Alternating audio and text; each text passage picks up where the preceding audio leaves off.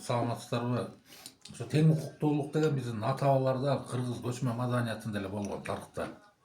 Мисалы эме кыз сайкалы, Курманжан датка деп элди коргоп баатырлар чыккан.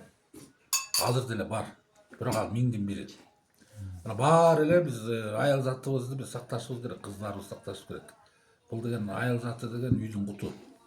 Үйдө очокту сакташ керек, чынбы? Бала багыш керек, бала тарбиялаш керек. Келечек муундун ушу руханий, физикалык бүт жагынан эмеси, ден соолугу ушу энеден болот. Эне тил энеден болот дегендей. Ошо эненин таманы бейиште дегендей, үйдүн кутун сактаган ушу айым аялдарыбыз. Анан азыр эме болуп атпайбы азыр кырдаал кыйын да. Мисалы чек арадан кийин эле кыздарыбызды кайтарышыбыз керек. Мисалы биздин ата бабалар эмне менен согушкан? Жер сактаган, анан ушу намыс сактаган, кыздарын сактаган.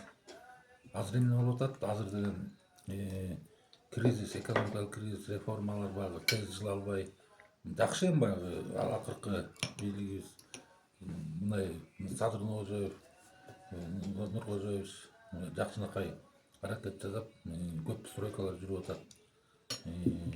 Мисалы баягы эл аралык донорлордун жардамы менен үй эмесин азыр берип атат.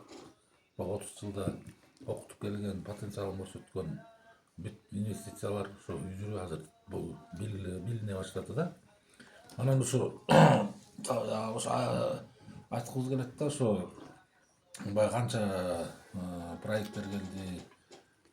Баягы жаштардын укугу, айымдардын укугу деп келди. Анан гендер деп келди. Анан эмансипация деп да чыга калды. Жанагы феминизм дегендер. Эми баягы кыргыз, жана айтпадымбы, кыргыз деген керек болсо, кыргыздын кыздары, айылдары эркек менен кошо жолго чыккан. Кылыч кармаганды да билген, жаа атканды да билген.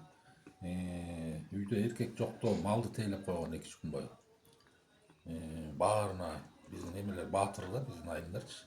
Мына бул рынок экономикасы болгондо эркектер колхоз совхоздо иштеп, заводдо иштеп жүрүп, кызматта иштеп жүрүп, жумушсуз калганда аялдар көтөрдү, эжелерибиз, апаларыбыз, чынбы? Антпесе Кыргызстан жоктукта болуп кетмек беле билбейм. Аялдарга таазим да. Бирок баягы абайлаш керек экен, чет жактан баягы технологиялар бар экен. Баягы такыр ашыкча көтөрүп, анан бул азыркы убакта мырзалар деле эме алсыз болуп баратат да. Мындай кандай десем, сөзү жок, өтүмү жок, кайраты жок болуп баратат да. Ушул жагына да көңүл бурбаса, азыркы биздин балдарыбыз, неберелерибиз физический жагынан, финансы жагынан, руханий жагынан, билим жагынан күчтүү муунду тарбиялабасак, анда кыргыз деп аталбай калышыбыз мүмкүн бир 30 жылда, 50 жылда. Же даже балким 10 жылда эле. Азыр глобалдык маселе коркунуч да булчу. Ошон үчүн жана айтылгандай ошо айылда болот. Бүт бааламга айылдан башталат дегендей, айылдык балдар сактайт баарын. Ошон үчүн жана айылда калган балдарды мен патриот деп эсептейм да.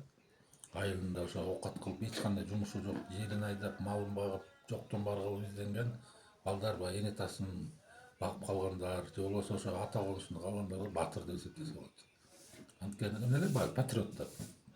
Анткени баары эле шаарга кетип калса, баары эле Москва, чет өлкөгө окуп же иштеп кетип калса, мигрант болуп кетип калса, анда Кыргызстанды ким өнүктүрөт?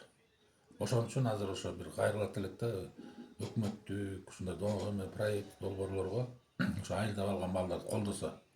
Мисалы Кумтөрдөн болобу, башка жерлерден болобу, четтен келген жардамдарды, жаш балдарды, эркек балдарды, айылдык балдарды достойный жана Кавказдыкындай баягы бүт жана жиптерди минишип, мындай зыңкый өзүнө турган балдарды тарбиялабасак, кырдаал начар да.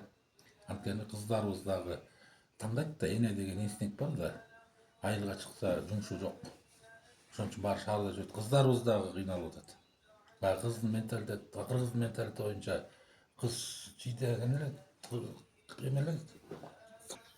Мисалы жанагы кыргыздын салты боюнча кыздар, байкуштарыбыз эме да, баягы намызданып, кыргыздын салты боюнча чыккан кыз чийден тышкары деп, баягы окууга кетсе, мисалы 10 бүтүп, 11 бүтүп, кайра айылга келе албайт. Эл эмне дейт деген тема бар го. бул эмне жүрөт деп туруп капкайда сөздү кылат. Анан алар шаарда жүрөт, жумуш тапса табат, таппаса жок. Анан Москвага кетет, Турцияга кетет, Кореяга кетет. Тагдыры эмне болуп атат билбейбиз. Тыңдары жакшы жерге кабылгандар жакшы болот, калгандары эмнеге эмне болуп газаптанып жүргөнүн билбейбиз да.